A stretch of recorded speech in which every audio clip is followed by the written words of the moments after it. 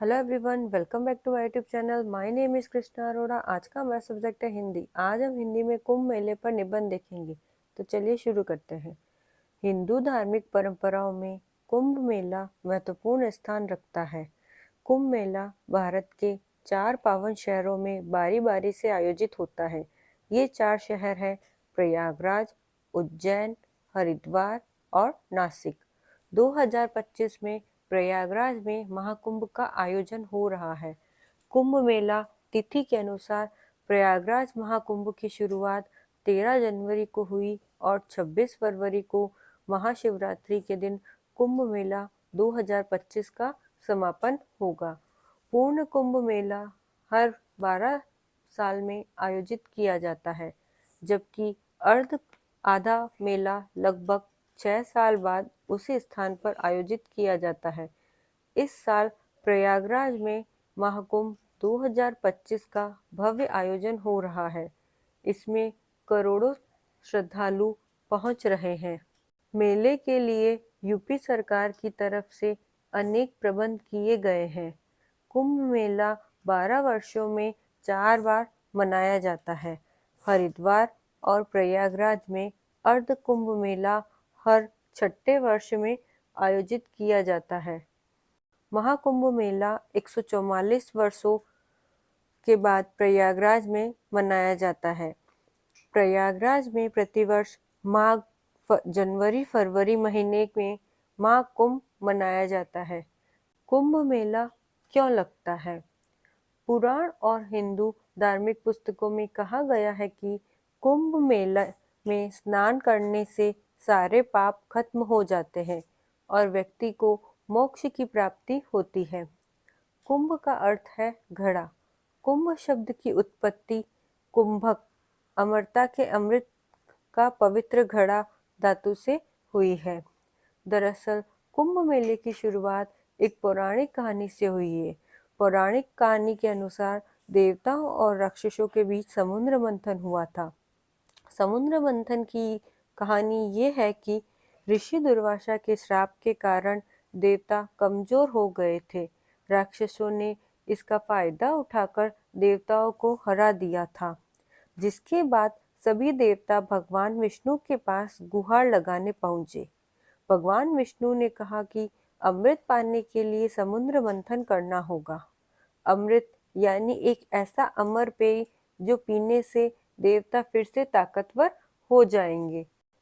देवताओं ने राक्षसों को और ताकतवर होने की बात कह मना लिया कि चलो मिलकर समुद्र मंथन करते हैं।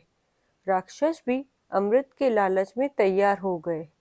जब समुद्र मंथन हुआ तो 14 रत्न निकले। अमृत कलश, हलाहल विष, कामधेनु गाय, ऐरावत हाथी, कौस्तुभमणि, कल्प वृक्ष, अप्सरा रंभा, माता लक्ष्मी, वारुणी मदिरा, चंद्रमा, सारंग धनुष, 5 जन्य संख, धन्वंतरी और उच्चैव श्रवा घोड़ा।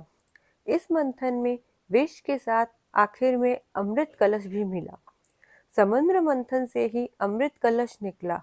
राक्षस और देवता दोनों उसे प्राप्त करने के लिए झगड़ने लगे।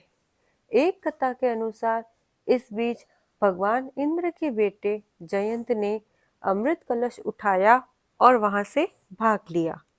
अब राक्षसों ने जयंत का पीछा किया। इस दौरान 12 दिनों तक देवताओं और राक्षसों के बीच लड़ाई चली। इंद्रपुत्र जयंत अमृत कलश को लेकर भागते रहे और इस दौरान अमृत की कुछ बूंदें पृथ्वी के 4 स्थान पर गिर गई। ये 4 स्थान है प्रयागराज, हरिद्वार, उज्जैन और नासिक। वहीं दूसरी कथा के अनुसार अमृत कलश को असुरों से बचाने के लिए सुरक्षा की जिम्मेदारी बृहस्पति, सूर्य, चंद्र और शनि को सौंपी गई थी। 4 देवता असुरों से अमृत कलश को बचाकर भागे और इसी दौरान असुरों ने देवताओं का पीछा 12 दिन और रातों तक किया। पीछा करने के दौरान देवताओं ने कलश को हरिद्वार, प्रयाग, उज्जैन और नासिक में रखा। कलश रखने के कारण इन जगहों को पवित्र माना जाता है और हर 12 साल में इन 4 जगहों पर कुंभ मनाया जाता है और यहाँ कुंभ मेले का आयोजन होता है। कुंभ मेला 12 साल में क्यों लगता है? पौराणिक मान्यताओं के अनुसार जयंत को अमृत कलश लेकर स्वर्ग पहुंचने में 12 दिन लगे थे। देवताओं का एक दिन पृथ्वी के 1 साल के बराबर होता है, इसलिए कुंभ मेला 12 वर्ष के अंतराल पर मनाया जाता है।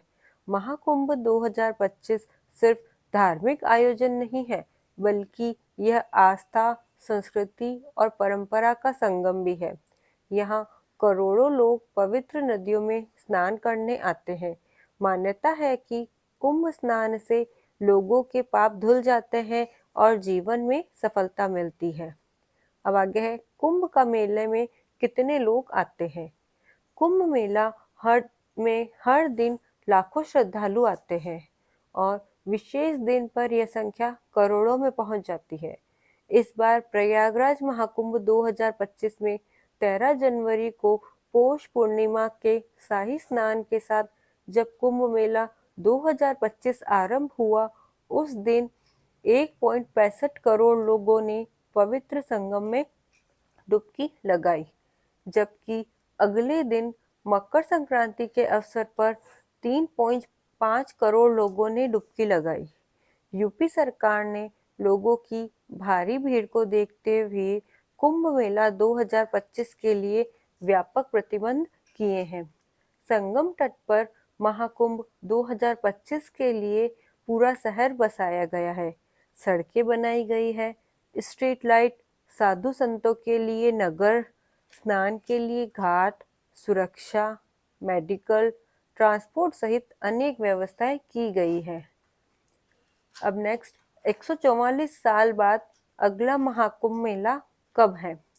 प्रयागराज में अगले 144 साल के महाकुंभ मेले की सही तारीख अभी तक आधिकारिक घोषणा नहीं की गई है, लेकिन अनुमान है कि यह 22वीं सदी में आयोजित होगा। प्रयागराज में पिछला कुंभ मेला कब लगा था?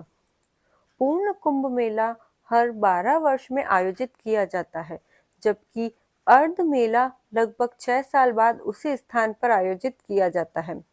2013 का कुंभ मेला दुनिया का सबसे बड़ा धार्मिक समागम था, जिसमें लगभग 120 मिलियन आगंतुक आए थे। 2019 की शुरुआत में अर्ध कुंभ मेला आयोजित किया गया था। 2013 में 14 जनवरी से 10 मार्च तक कुंभ आयोजित हुआ था।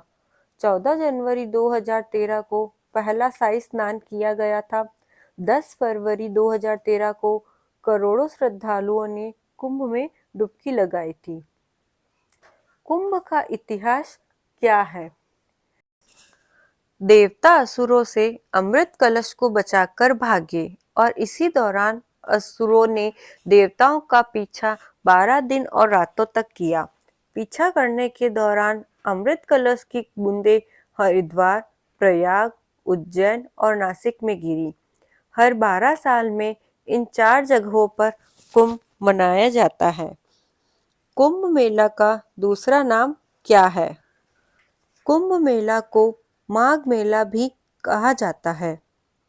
प्रयाग कुंभ मेला, जिसे इलाहाबाद कुंभ मेला भी कहा जाता है, हिंदू धर्म से जुड़ा एक मेला या धार्मिक आयोजन है और भारत के प्रयागराज शहर में त्रिवेणी संगम, गंगा, यमुना और पौराणिक सरस्वती नदी के संगम पर आयोजित किया जाता है।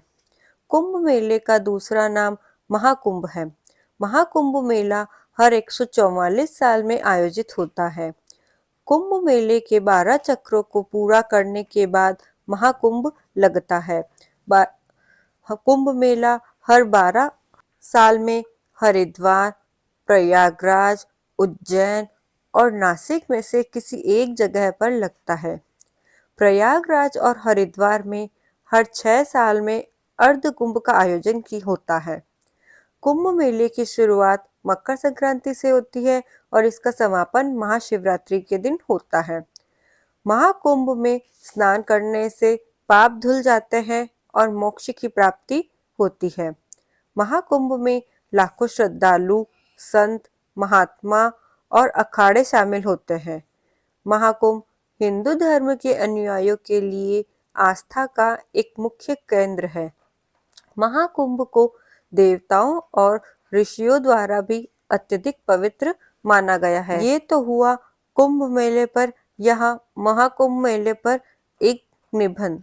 आई होप आपको ये वीडियो अच्छा लगा होगा। इसी तरह के और वीडियोस के लिए मुझे सब्सक्राइब करें। Thank you for watching. Like, subscribe and share.